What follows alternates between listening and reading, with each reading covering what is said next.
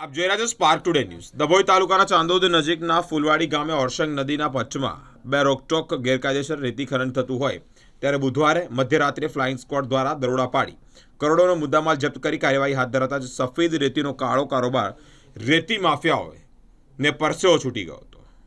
ગાંધીનગર ખાણ ખનીજ વિભાગ કમિશનર ગાંધીનગરની સૂચનાને પગલે જ મોડી રાત્રે જ્યારે રેડ પાડવામાં આવ્યો ત્યારે બે રોયલ્ટી ઇન્સ્પેક્ટર ડીએન પ્રજાપતિ અને રોહિતસિંહ જાદવ તેમજ માઇન સુપરવાઇઝર હિતેશ પટેલ સહિત 14 અધિકારીઓ ટીમ ઓપરેશન આ કામે લાગી હતી, સક્રિય થઈ હતી.